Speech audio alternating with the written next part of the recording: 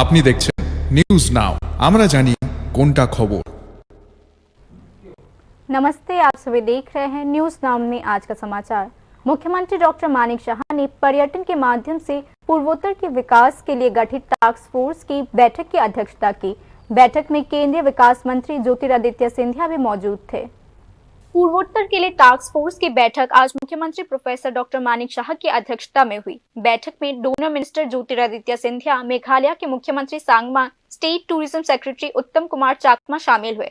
मुख्यमंत्री डॉक्टर मानिक शाह ने कहा, केंद्र और राज्य सरकार भविष्य में टूरिज्म को ग्लोबल प्लेयर के रूप में स्थापित करके त्रिपुरा सहित पूरे पूर्वोत्तर के सामाजिक आर्थिक विकास के लिए प्रतिबद्ध है।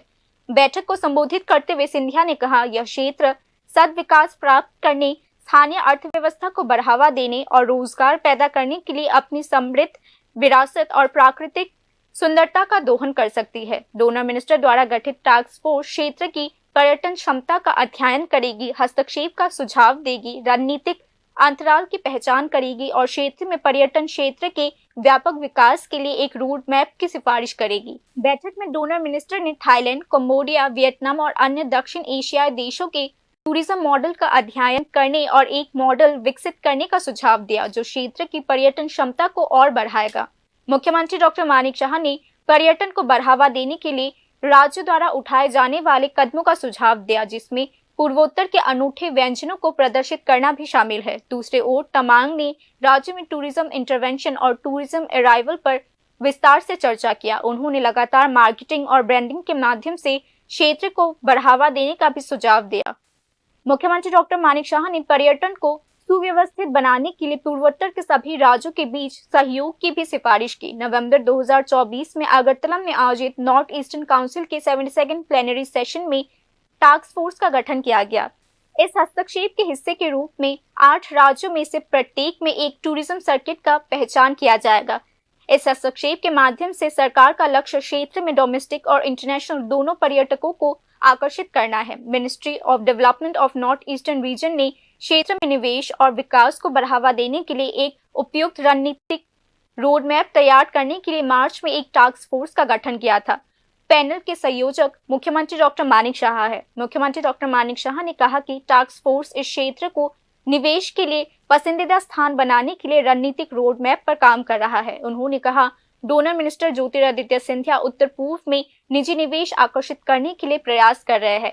23 और 24 मई को दिल्ली में आयोजित rising north east investment summit में $4.3 मिलियन का अभूतपूर्व निवेश प्रस्ताव प्राप्त किया गया।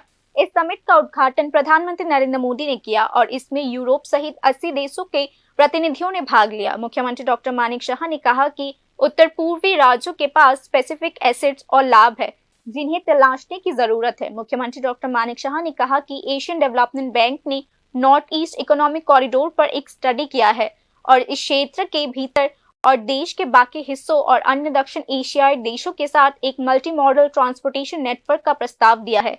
उन्होंने कहा, इसने विकसित भारत लक्ष्य को प्राप्त करने के लिए प्राथमिकता के आधार पर विकास के लिए 24 डेवलपमेंट सेंटर और 20 बॉर्डर सेंटर्स की पहचान भी की है। Bureau report, news now.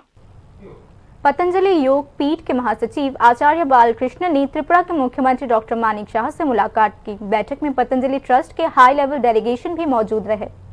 Patanjali योग पीठ के जनरल सेक्रेटरी आचार्य बालकृष्ण और उनके प्रतिनिधिमंडल ने त्रिपुरा के मुख्यमंत्री डॉक्टर मानिक शाह के साथ महत्वपूर्ण बैठक की। दोनों पक्षों ने राज्य के समग्र विकास के लिए विभिन्न शैक्षणिक क्षेत्र में सहयोग के बारे में विस्तार से चर्चा किया। पतंजलि समूह ने त्रिपुरा में योग और स्पिरिचुअल टूरिज्म को बढ़ावा देने वेलनेस सेंटर्स की स्थापना, biodiversity park, fossil museum, skill development training, model school की स्थापना, digital agriculture, information technology, renewable energy और ट्राइबल और रूरल आर्टिस्ट के प्रशिक्षण के क्षेत्र में काम करने की गहरी रुचि व्यक्त की है। त्रिपुरा सरकार जल्द ही इन सभी क्षेत्रों को लेकर पतंजलि समूह के साथ एक कॉम्प्रिहेंसिव एमओयू पर हस्ताक्षर करेगी।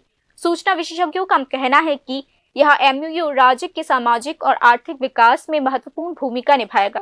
मुख्यमंत्री डॉक्टर मानिक शाह ने इस पहल का स्वागत किया है। उन्होंने कहा, यह सहयोग राज्य के युवाओं और ग्रामीण लोगों के विकास के लिए एक नया अवसर पैदा करेगा। उल्लेखनीय है कि पतंजलि ट्रस्ट ने अगले 2 वर्षों में त्रिपुरा में लगभग 10,000 हेक्टेयर भूमि पर पाम ऑयल की खेती करने का निर्णय लिया है। इसे ध्यान में रखते हुए त्रिपुरा में 30 हेक्टेयर भूमि एक्वायर की गई है, जो एकमुश्त समाधान के रूप में काम करेगा, जहां पतंजलि मिल एस्टैब्लिश करेगी। तत्काल ही पाम ऑयल की पेड़ों की नर्सरी लगाई जाएगी, डेमो प्लांटेशन लगाया जाएगा और किसानों के लिए ट्रेनिंग सेंटर स्थापित किए जाएंगे ताकि उन्हें उचित और व्यवहारिक प्रशिक्षण दिया जा सके। पतंजलि की योजना है कि अगले 3 महीनों के भीतर काम शुरू कर दिया जाए।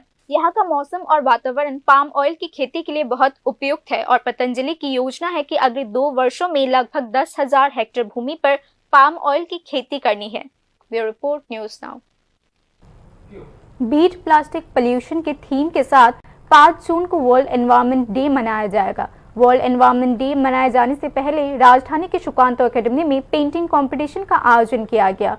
त्रिपुरा पोल्यूशन कंट्रोल बोर्ड द्वारा आयोजित इस अवेयरनेस कंपटीशन में बच्चों ने भाग लिया। त्रिपुरा पोल्यूशन बोर्ड ने आज कहा कि जागरूकता पैदा करने के लिए विभिन्न कार्यक्रम चलाए जा रहे हैं, खासकर सिंगल यूज प्लास्टिक के इस्तेमाल को रोकने के लिए। এই বছরের যে মূল ভাবনা সেটা হচ্ছে এন্ডিং প্লাস্টিক পলিউশন। তো আপনারা সবাই জানেন যে 1 জুলাই 2022 সাল থেকেই সমগ্র দেশেই সিঙ্গেল ইউজ প্লাস্টিকের কিছু নির্দিষ্ট আইটেম আছে, সেগুলি ব্যান করা হয়েছে, যেরকম 120 মাইক্রনের নিচের যে ক্যারি ব্যাগগুলি, তারপরে প্লাস্টিকের কাপ, গ্লাস, স্টিকার।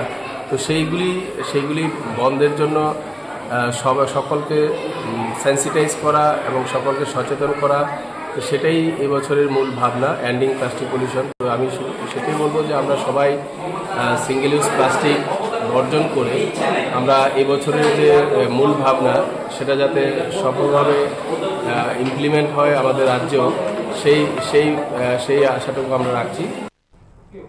एम्स का एक डेलीगेशन राज्य के main referral hospital GB hospital की सेवाओं का निरीक्षण करने के लिए राज्य में आ रहा है। एम्स के प्रतिनिधिमंडल का यह दौरा मुख्यमंत्री के निमंत्रण पर हो रहा है। All India institute of medical science AIIMS का एक प्रतिनिधिमंडल स्वास्थ्य सेवाओं की समीक्षा करने के लिए राज्य आ रहे हैं। एम्स का प्रतिनिधिमंडल विशेष रूप से राज्य के जीबी हॉस्पिटल में चिकित्सा सेवाओं की समीक्षा करेगा। डॉक्टर के 4 सदस्य प्रतिनिधिमंडल नेतृत्व एम्स के निदेशक प्रोफेसर डॉक्टर एम श्रीवास्तव करेंगे। मीडिया रिपोर्ट्स के अनुसार उच्च स्तरीय मेडिकल टीम 7 जून को दिल्ली से अगरतला पहुंचेंगे और उसी दिन जीबी हॉस्पिटल का दौरा करेंगे। मुख्यमंत्री डॉक्टर मानिक शाह के निमंत्रण पर एम्स की मेडिकल टीम मुख्य रूप से जीबी हॉस्पिटल में चिकित्सा सेवाओं को और बेहतर बनाने के लिए आवश्यक सुझाव देंगे। इसके अलावा एम्स के अनुभवी प्रतिनिधिमंडल चिकित्सा बुनियादी ढांचे को और अपडेटेड और मॉडर्नाइज बनाने के लिए उचित सुझाव भी देंगे। जीबी का दौरा करने के बाद एम्स डायरेक्टर सहित medical delegation CM doctor Manik Shah से मुलाकात करेंगे। बैठक में मेडिकल डेलीगेशन जीबी हॉस्पिटल में चिकित्सा सेवाओं पर रिपोर्ट देंगे। इसके अलावा चिकित्सा प्रतिनिधिमंडल के अनुभवी डॉक्टर मुख्यमंत्री के साथ बैठक में चिकित्सा सेवाओं में कमियों को कैसे दूर किए जाए और उन्हें बेहतर बनाने और आधुनिक बनाने के लिए क्या कदम उठाए जाए, इस बारे में विस्तार से जानकारी देंगे। उनके अनुभव और सलाह का उपयोग करते हुए राज्य सरकार जीबी हॉस्पिटल की चिकित्सा व्यवस्था और चिकित्सा सेवाओं को और बेहतर बनाने और आधुनिक बनाने पर जोर देंगे। वह मुख्यमंत्री को लिखित रूप में अपनी राय और सुझाव भी देंगे कि जीबी की चिकित्सा सेवाओं और चिकित्सा बुनियादी ढांचों को और बेहतर बनाने और आधुनिक बनाने के लिए क्या कदम उठाए जाने चाहिए। राज्य सरकार जीबी हॉस्पिटल के चिकित्सा सेवाओं और चिकित्सा बुनियादी ढांचों को बेहतर बनाने और आधुनिक बनाने में एम्स के अनुभवी वाले फेमस डॉक्टर्स के सुझावों को लागू करने के लिए कदम उठाएंगे। एम्स प्रतिनिधिमंडल अगले दिन यानी 8 जून को 1 दिवसीय राज्य दौरे के बाद दिल्ली लौट जाएंगे। मुख्यमंत्री बनने के बाद से ही मुख्यमंत्री डॉक्टर मानिक शाह ने जीबी हॉस्पिटल सहित राज्य के चिकित्सा सेवाओं और बुनियादी ढांचों को बेहतर बनाने की पहल की है। मुख्यमंत्री डॉक्टर मानिक शाह ने राज्य में मेडिकल हब विकसित करने के लिए विशेष योजना बनाई है। Bureau report, news now.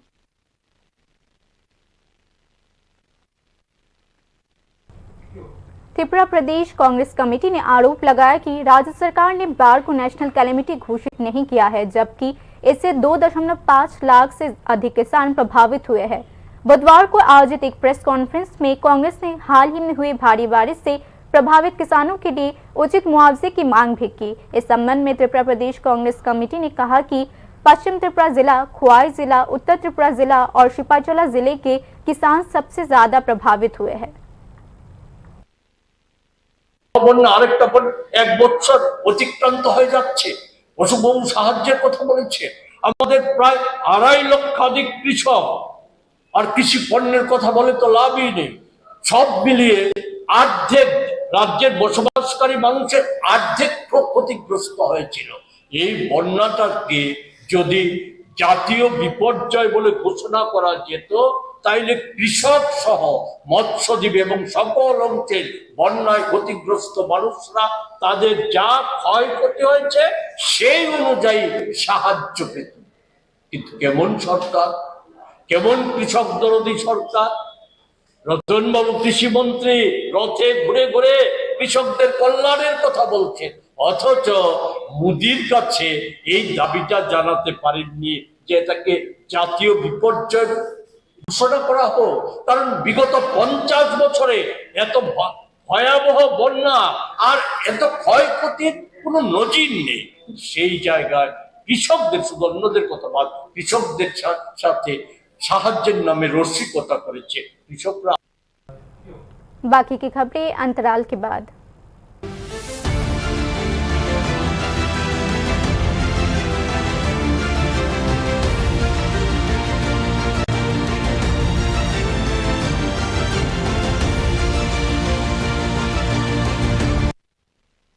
প্রথম আলো এলো শুদ্ধ সকাল, শুদ্ধ সলিলে আজ বাজালো ত্রিতাল, মন্দিরে শুদ্ধ পূজার ধ্বনি, অগ্নি শুদ্ধ হলো সিঞ্জিনী, পরিণীতা নারী তুমি অনুপমা, শুদ্ধ সোনায় সাজো হে নিরুপমা। শুদ্ধতার স্বর্ণ মন্দির, কালিকা জুয়েলার্স, আগরতলা।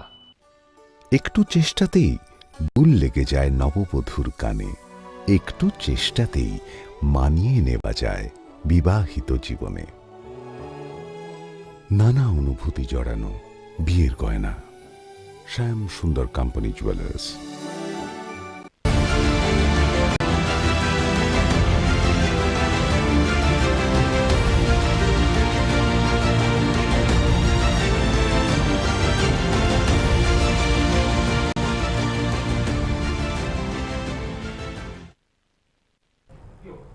आगे की खबरें कुछ इस प्रकार हैं।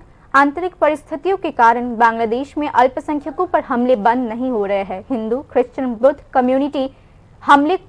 कम्युनिटी पर हमले अब भी जारी है। इन समुदायों के लोग कोई दूसरा रास्ता ना देखकर भारत और त्रिपुरा में अपने पहले पसंद के रूप में इसे चुन रहे हैं।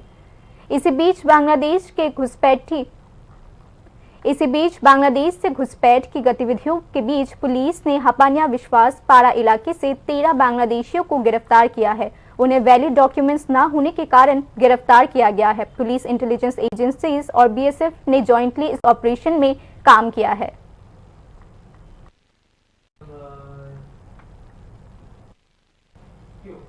नशा जमीनी स्तर तक पहुंच चुका है। ऐसे में नशा मुक्त केंद्र स्थापित करने से समस्या का समाधान नहीं हो पाएगा। यह बात मंत्री सुधांशु दास ने board exam merit award ceremony में कही। मंत्री सुधांशु दास ने कहा है कि केवल नशा मुक्ति केंद्र स्थापित करने से समस्या का समाधान नहीं होगा। ड्रग्स जमीनी स्तर तक पहुंच चुके हैं। नशा मुक्ति केंद्र स्थापित किए जा रहे हैं, लेकिन वहां भी लोगों को प्रताड़ित किया जा रहा है। ऐसे में समस्या बढ़ती जा रही है। मंत्री सुधांशु दास ने फटिकरा विधानसभा के नजरुल कला क्षेत्र में उन सभी छात्रों के स्वागत समारोह में यह बात कही जिन्होंने शैक्षणिक वर्ष 2024-25 में माध्यमिक और उच्चतर माध्यमिक परीक्षाओं में प्रथम और द्वितीय श्रेणी में उत्तीर्ण किया है। আমাদের যে বাজেট তৈরি করি আমরা, বাজেটের মধ্যে স্বাস্থ্য দপ্তর আলাদা করে, এটা আগে ছিল না, নতুন করে এখন গত 8-10 বছর যাবত শুরু হয়েছে আমাদের রাজ্যে কি নেশামুক্ত কেন্দ্র তৈরি করা হবে। কয়টা? এই বছর ঊনকোটি জেলাতে আমরা 3টা নেশামুক্ত কেন্দ্র তৈরি করব, উত্তর জেলাতে 5টা করব, ধলাই জেলাতে 7টা করব। এইভাবে স্বাস্থ্য দপ্তর বাজেট তৈরি করে। কেন নেশামুক্ত কেন্দ্র? কি এডিক্টেড হয়ে যাচ্ছে ছেলে মেয়ে, এমন পরিমাণে ড্রাগস তারা নিচ্ছে, ড্রাগস নেওয়ার কারণে তাদেরকে নেশামুক্তি কেন্দ্র রেখে তাদের উপর টর্চার করে তাদেরকে সুস্থ করে বাড়িতে পাঠানো। এটা একটা বড় সমস্যা। consume of alcohol, drug addiction has become rampant in our society nowadays. এই জিনিসটা থেকে আমাদের যুবক সমাজকে বাঁচাতে হবে, তাদেরকে আটকাতে হবে যাতে যুবকরা সেই দিকে না যায়। এটা দায়িত্ব আপনাদের। আপনারা পড়াশোনা করছেন, ভালো ক্যারিয়ার গঠন করছেন, মাথা রাখবেন যদি কেউ সফল হতে চান প্রথমে নেশাকে না বলুন, নিজের জীবনকে হা বলুন। যারা নেশাকে ধরেছে তারা জীবনে ভালো কিছু করতে পারেনি জীবনে। जागरूकता पैदा करके नशे की लत से लड़ा जा सकता है। मंत्री सुधांशु दास ने मानवीय मूल्यों और समाज के प्रति जिम्मेदारी की भावना होने की बात कही। এই জন্য আমি বলছি শুধু শিক্ষিত হলে হবে না, আপনার মধ্যে মানবিকতা দরকার, মানবিক মূল্যবোধ দরকার, সমাজের প্রতি রেসপন্সিবিলিটি দরকার। আপনার ইয়াং জেনারেশন আগামী দিনে সমাজ আপনাদের উপর দাঁড়াবে, আপনারা চালাবেন, আপনাদের দায়িত্ব নেওয়া উচিত। राज्य सरकार ने जमीनी स्तर पर नशा मुक्त त्रिपुरा का आह्वान किया है, खासकर छात्रों और युवाओं को नशे की गिरफ्त से बचाने के लिए। हालांकि केंद्रीय गृह मंत्रालय पूर्वोत्तर क्षेत्र में त्रिपुरा कॉरिडोर का उपयोग कर देश के एक महत्वपूर्ण हिस्से में नशीली दवाओं के व्यापार को लेकर चिंतित है, क्योंकि एड्स इन्फेक्शन में बढ़ोतरी नशे की लत से संबंधित है। इसीलिए राज्य सरकार स्वाभाविक रूप से इस मुद्दे को लेकर चिंतित है। Bureau report, news now. पूर्व सूचना के बावजूद Kadamtala sub divisional electricity officer के सीनियर मैनेजर उपस्थित नहीं थे, लेकिन कांग्रेस नेतृत्व ने इलेक्ट्रिसिटी ऑफिस का घेराव कर लिया। उन्होंने दावा किया कि प्रतिनिधिमंडल कदमतला के विभिन्न क्षेत्रों में पावर कट्स, स्टैंडर्ड से अधिक बिल प्राप्त करने जैसे विभिन्न मुद्दों के साथ इलेक्ट्रिसिटी ऑफिस पहुंचे थे। ऑफिस के मैनेजर डेलीगेशन का रिसेप्शन कर रहे थे, लेकिन जब वे उचित जवाब नहीं दे पाए तो कांग्रेस नेताओं ने मांग की कि वे सीनियर मैनेजर से आने के बाद बात करेंगे, लेकिन कदमतला ऑफिस में सीनियर मैनेजर उपस्थित नहीं थे, जिसके बाद उन्होंने ऑफिस का घेराव कर लिया। बाद में हाई लेवल ऑफिशियल्स के हस्तक्षेप से स्थिति को नियंत्रण में लाया गया। উদ্যোগে কদমতলা সাব ডিভিশনাল ইলেকট্রিক অফিসে আমরা আজকে থেকে অন্তত এক সপ্তাহ আগে আমরা জানিয়েছিলাম সিনিয়র ম্যানেজার মহোদয়কে যে আমরা ডেপুটেশন প্রদান করব।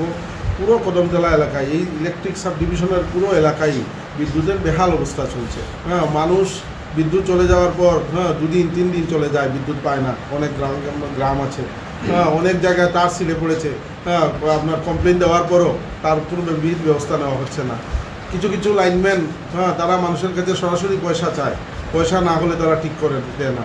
এই পরিস্থিতিতে সিনিয়র ম্যানেজারকে আগাম জানানোর পরও উনি আজকে আমাদের ডেপুটেশন গ্রহণ করতে উনি থাকেননি। উনি না থেকে উনি একজন ম্যানেজারকে এখানে রেখে দিয়ে গেছেন। উনি তো সব কথার উত্তরও দিতে পারবেন না, যেহেতু সিনিয়র ম্যানেজারের সঙ্গে আমরা বারংবার এর আগেও আমরা ডেপুটেশন দিয়েছি। তাহলে আমরা আজকে যতক্ষণ পর্যন্ত এই বিষয়ে উনি স্পষ্ট কোনো জবাব না দিয়েছেন আমরা ঘেরাও অবস্থায় থাকবো এখানে। अधिसूचना प्रकाशित होने के 3.5 साल बाद भी पुलिस एग्जीक्यूटिव के पद पर नियुक्ति नहीं हो पाई है। स्वाभाविक रूप से पुलिस एग्जीक्यूटिव के पद पर नौकरी चाहने वाले इच्छुक कैंडिडेट्स रोष में हैं। राज्य सुरक्षा विभाग ने पुलिस एग्जीक्यूटिव के पद पर भर्ती प्रक्रिया की अधिसूचना जारी होने के 3.5 साल बाद भी आज तक भर्ती प्रक्रिया पूरी नहीं की। इस घटना से राज्य के नौकरी चाहने वालों में कड़ा रोष है। धरना प्रदर्शन करने के बावजूद नौकरी चाहने वालों को इससे कोई लाभ नहीं मिला। राज्य सरकार ने 2022 में घोषणा किया था कि सुरक्षा विभाग में अस्थायी पदों पर 6067 पुलिस एग्जीक्यूटिव्स की नियुक्ति की जाएगी। इसके अनुसार पुलिस मुख्यालय ने आवेदन स्वीकार करने के लिए अधिसूचना जारी की। राज्य के सभी थानों में 21 से 45 वर्ष के आयु के युवक युवतियों ने आवेदन स्वीकार किए। आवेदन जमा करने की अंतिम तिथि 13 नवंबर 2022 थी। उनका वेतन 11,000 रुपए तय किया गया था। उसी अधिसूचना के बाद राज्य के कई लाख बेरोजगार युवकों ने राज्य के थानों में अपने आवेदन जमा किए। आवेदन की जांच के बाद साक्षात्कार आयोजित किया गया, लेकिन किसी रहस्यमय कारण से 3.5 साल बाद भी पुलिस एग्जीक्यूटिव पद पर भर्ती के लिए कोई पहल नहीं किया गया। सुरक्षा विभाग ने मेरिट लिस्ट तक प्रकाशित नहीं की। स्वाभाविक रूप से आवेदन जमा करने वाले राज्य के युवा निराशा में अपने दिन गिन रहे हैं। राज्य सरकार ने उस समय कहा था कि राज्य पुलिस में 6067 पुलिस एग्जीक्यूटिव पदों के लिए भर्ती प्रक्रिया पूरी की जाएगी। वे पुलिस के काम में मदद करेंगे। अपराध पर अंकुश लगाने के लिए पुलिस एग्जीक्यूटिव अहम भूमिका निभाएंगे। तब से लेकर अब तक 2023 के विधानसभा चुनाव भी बीत चुके हैं। पुलिस एग्जीक्यूटिव पद पर भर्ती प्रक्रिया को लेकर आज तक कोई प्रदर्शन या पहल नहीं किया गया। पिछले 3.5 साल में इस पद के आवेदन के लिए अभ्यर्थियों ने पुलिस मुख्यालय में प्रतिनियुक्ति से लेकर धरना प्रदर्शन तक सब किया, लेकिन उनको कोई फायदा नहीं हुआ। नौकरी चाहने वालों का आरोप है कि राज्य सरकार ने चुनाव परिणाम को अपने पक्ष में करने के लिए विधानसभा चुनाव के ठीक पहले पुलिस एग्जीक्यूटिव पद पर भर्ती का लॉलीपॉप दिखाया। इसी बीच सरकार ने फिर से राज्य पुलिस के कांस्टेबल और सब इंस्पेक्टर के पदों पर भर्ती की घोषणा की है। हालांकि पुलिस एग्जीक्यूटिव के पद पर भर्ती के लिए पहल न होने से नौकरी चाहने वालों में सरकार के प्रति व्यापक रोष है। Bureau report, news now. Bangladesh से पानी आने के कारण छागलडमा गांव में सड़क पानी से डूब गया है और संपर्क टूट गया है। इससे दो गांव के लोगों के बीच संपर्क टूट चुका है। इस बार बांग्लादेश में भारी बारिश के पानी के कारण कोयला शहर के एडीसी क्षेत्र में सड़क टूट गई, जिससे दो गांव अलग हो चुके हैं। सड़क टूटने की खबर मिलते ही प्रशासनिक अधिकारी दौड़ पड़े। घटना कोयला शहर के ट्राइबल ऑटोनोमस डिस्ट्रिक्ट काउंसिल के छागलडमा क्षेत्र में हुई। इस घटना को लेकर संबंधित गांव में तनाव पैदा हो गया है। कोयला शहर के चंडीपुर के जामतेल बारी एडीसी गांव के वार्ड नंबर 2 के छागलडमा गांव में ग्रामीण एकमात्र कच्चे सड़क से आवागमन करते थे। कुछ दिनों से हो रहे भारी बारिश के कारण सड़क टूट गया। इससे छागलडमा और चामतेल बारी के लोगों के बीच आवागमन टूट चुका है। यहाँ तक कि वहां से वाहन भी नहीं जा सकता।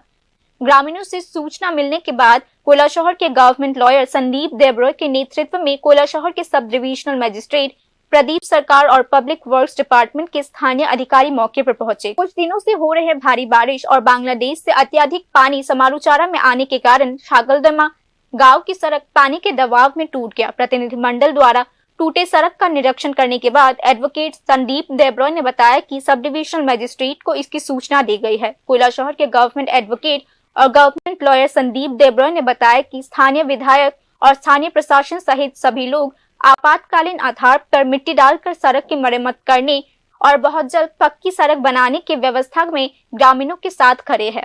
আমরা এখানে আসলাম, এসে দেখলাম এখানে যে পরিস্থিতি এখানে মানে আওয়াজাই খুব সমস্যা হচ্ছে। তো এখন এসডিও সাহেব বলেছেন যে আপাতত এটাকে এখানে একটা মানে এখানে কোনো স্যান্ড মাড মানে গানিবিদ দিয়ে ওটাকে একটু ঠিক করার জন্য আর বক্স কালভারের জন্য প্রপোজাল পাঠাবেন খুব তাড়াতাড়ি এবং এসডিও সাহেবের সঙ্গে এটা সঙ্গে আলোচনা হয়েছে ভবিষ্যতে কীভাবে এটা সমাধান করা যায়। सरकार ने भी माना है कि बांग्लादेश से आए पानी ने गांव की एकमात्र सड़क को तोड़ दिया है। हालांकि अस्थायी सड़क को बहुत जल्द आवागमन के लिए ठीक कर दिया जाएगा और बारिश का मौसम खत्म होने के बाद ही पक्के सड़क का निर्माण किया जाएगा। এডিসি ভিলেজের 2 নম্বর ওয়ার্ডের ছাগলডামা নাম, এখানে আমরা আগেও এসেছি। এখানে যে জায়গাতে কালভার্টটা করা হয়েছে টেকনিক্যালি এটা একটি বড় কালভার্ট লাগে, বক্স কালভার্ট লাগে, এখানে দেওয়া আছে পাম্প পাইপ। আমি এসডি সাহেবকেও নিয়ে এসেছি এবং আমাদের অন্যান্য ডিডি সাহেবও আছেন এখানে। আমরা কথা বলেছি, গ্রামের সাথে কথা বলেছি। এখন বৃষ্টিটা থামলে আপাতত যাতে সমস্যার সমাধান হয় মাটি কাটি দিয়ে বালি দিয়ে এটাকে সমাধান করা হবে এবং যখন সিজন চেঞ্জ হবে নতুন সিজনেতে ড্রাই সিজনেতে এটাতে যাতে বক্স কালভার্ট করে তার জন্য আমরা আবেদন করবো। মূলত স্যার এই এলাকার জল কোথা থেকে আসে জানো কি আপনি? এখানে অনেকটা অঞ্চল আছে, উপর থেকে উজান থেকে জলটা আসে এবং শুনছি আমি বাংলাদেশের উপরের অংশ থেকে কিছু জল এখানে নাকি দিচ্ছে। छागलदमा गांव में करीब 400 जनजाति परिवार रहते हैं। वहीं जमताल बारी गांव में करीब 450 जनजाति परिवार रहते हैं। बांग्लादेश से आए पानी से गांव की सड़क टूट जाने से दोनों गांवों के लोगों का संपर्क टूट गया है। Bureau report, news now. बाकी की न्यूज अपडेट्स के लिए देखते रहिए न्यूज़ नाउ। शुभ रात्रि।